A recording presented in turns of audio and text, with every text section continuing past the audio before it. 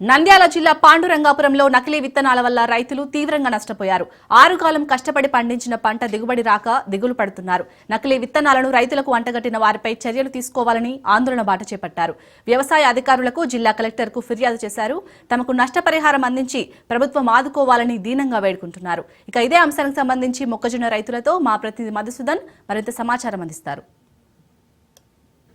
నకిలీ విత్తనాలతో రైతులు తీవ్రంగా నష్టపోయారు. నంద్యాల జిల్లా పాండురంగాపురం గ్రామంలో మొక్కజొన్న పంట వేసుకుంటే నకిలీ విత్తనాలు విక్రయించడం వల్ల వారు 6 కాలం కష్టపడి పండించిన పంట తీవ్రంగా నష్టం వాటిల్లిందని ఆందోళన బాటపట్టారు. ప్రస్తుతం మనం పాండురంగాపురం గ్రామంలో ఉన్నాం. మనతో రైతులు ఉన్నారు. వారి మాటనాడి తెలుసుకునే ప్రయత్నం చేద్దాం. ఎలా వేసావు? నకిలీ విత్తనాలు అంటున్నారు, పంట ఎలా వచ్చింది? మన రైతులు తెస్తే చాలా నేను తెచ్చుకుంటే మేము నాటుకున్నాము. అన్ని అట్టగా ఏమైంది? చిన్న చిన్న కంకి ఆ పురుగు మందుకు పోతేనే ఇట్లుందంటే వాళ్ళు ఇచ్చిన ముందు మేము కొట్టాము. అది పని చేయలేదు. అట్టయింది. పెట్టుబడి ఎంత పెట్టినాం? పెట్టుబడి ఎకరా 4 కట్టలు ఉమ్మలు వేసాం.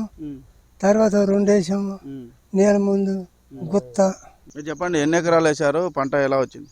3 ఎకరాలు వేసానండి. విజయలక్ష్మి సీడ్స్లో విత్తనాలు కొనుక్కొచ్చి తీసుకొచ్చాము. అవి వచ్చేసి విత్తనాలు మోసపూరిపోతాయని విత్తనాలు ఇచ్చాడు మాకు, అంతే, ఏం లేదు దాంట్లో. ఆ కంకులు 2 అంగళాల నుంచి 6 అంగళాల కంకులే వచ్చినాయి. మేము ఇలా పంట తగ్గిందనే ఉద్దేశంతో కలెక్టర్ మేడంకి కూడా మేము అప్లికేషన్ ఇచ్చాము. ఇచ్చినాక కలెక్టర్ మేడం రాసింది. అగ్రికల్చర్ డిపార్ట్మెంట్ వాళ్ళు వచ్చారు. వాళ్ళు కూడా అంతా చూసి ల్యాబ్ టెస్ట్కి తీసుకెళ్లారు. మాది విజయలక్ష్మి సీడ్స్ ఆడు ఇచ్చి కంపెనీ వాళ్ళకి కనీసం కంపెనీ వాడు వచ్చి అసలు పంట ఎట్లుంది ఏందనేది విత్తనాలు అమ్మగానే సరికాదాడు అమ్మాడు. అమ్మినాక వచ్చి కంపెనీ వాళ్ళని పిలిపించి, ఏమయ్యా విత్తనం ఫాల్ట్ వచ్చింది, ఈ ఫాల్ట్ నువ్వు చూడాలా అని పిలిపియాలా. ఆ పిలిపించే దమ్ము లేదు, ఏం లేదు, మెల్లకుండా కూర్చున్నాడు. అందుకే డిపార్ట్మెంట్ వాళ్ళు కూడా కరెక్ట్గా ఉన్నప్పుడు ఎలాంటి పరిస్థితుల్లో కూడా తప్పుడు విత్తనాలు ఏ కంపెనీ వాడు అమ్మలేడు, ఏ నీళ్ళ మందులాడు కూడా అమ్మలేడు. వీళ్ళు కరెక్ట్గా ఉండాలి, డిపార్ట్మెంట్ కరెక్ట్గా ఉండాలి అండి. రైతులు కోరుకునేది ఏంటంటే డిపార్ట్మెంట్ కరెక్ట్ ఉంటే ఏ ఒక్క రైతు కూడా లాస్ పోడు, ఏ ఒక్క రైతు కూడా ఆత్మహత్య చేసుకోడు. ఎంత పెట్టుబడి పెట్టారు? ఎకరానికి 65,000 రూపాయలు పెట్టుబడి పెట్టామండి. విత్తనాలు కానీ కవులు కానీ మొత్తం నీళ్ళ మందులు కొట్టాము, అన్ని కొట్టాము. ఒక ఆఫీసర్ వచ్చి అంటాడు పురుగు పడింది అంటాడు. పురుగు పడటం వల్ల కూడా సెట్ అవ్వలేదన్నాడు. పురుగు మందు కూడా కొట్టాం కదా, ఆ మందుల బిల్లులు కూడా తెస్తాము. ఆ పురుగు ఎందుకు పనిచేయలేదు, ఆ మందు ఎందుకు పురుగు పనిచేయలేదు, అది కూడా చేసే బాధ్యత నీకుందని ఆ ఆఫీసర్ను కూడా అడిగా నేను. మీరు చెప్పండి పెద్దయినా, ఎన్ని ఎకరాలు వేశారు? పంట ఏ విధంగా వచ్చింది? మేము మొత్తం 4 ఎకరాలు వేసాము సార్.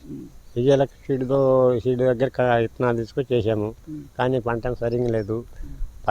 10 నుంచి 12 అంగనాలు రావాలా కండే, కానీ ప్రస్తుతానికి అది 2 నుంచి 3, 4 అంగనాల వరకే వచ్చింది.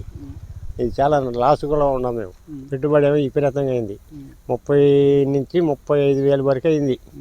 ఇది విత్తనాలు కానీ కవులు కానీ మొత్తం 65,000 కాడికి పెట్టుబడి అయింది.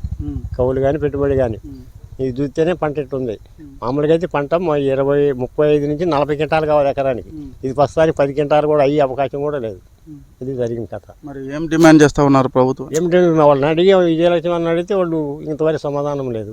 వాళ్ళు సమాధానం లేదు, అధికార దృష్టికి తీసుకుపోయారు, మీకు నష్టం జరిగింది, ప్రభుత్వాన్ని ఏం కోరుకుంటున్నారు? మాకు నష్టం కట్టేయాలని కోరుకుంటున్నాం. విజయలక్ష్మి చేయడాళ్ళు మొత్తం విత్తనాలు ఇచ్చాడు కాబట్టి అతనే కట్టేయాలి మాకు. అది నువ్వు కంపెనీ వాళ్ళు మాట్లాడుకుంటే ఏమంటే మాకు సంబంధం లేదు. భవిష్యత్తులో ఇలాంటివి జరగకుండా ప్రభుత్వం ఎలాంటి చర్యలు తీసుకోవాలని కోరుకుంటున్నావు ఒక రైతుగా? మంచిగా ఉండాలని కోరుకుంటున్నాం. మోసం చేయకూడదు, మంచి విత్తనాలు వేయాలి, అంతవరకు మేము కోరుకుంటున్నాం. 6 కాలం కష్టపడి పండించిన పంటకు ఈ నకిలీ విత్తనాల దెబ్బతో పూర్తిగా నష్టపోయామని చెప్తా ఉన్నారు. పంట సరిగా దిగుబడి రాక నష్టాల బారి పడ్డాము, ఆత్మహత్యల శరణ్యమంటూ రైతులు ఆందోళన వ్యక్తం చేస్తున్న పరిస్థితి ఉంది. అధికారులకు నివేదించినప్పటికీ వాళ్ళు వచ్చి తనిఖీ చేశారు దాకా స్పష్టమైన హామీ ఇవ్వలేదని చెప్తున్న పరిస్థితి.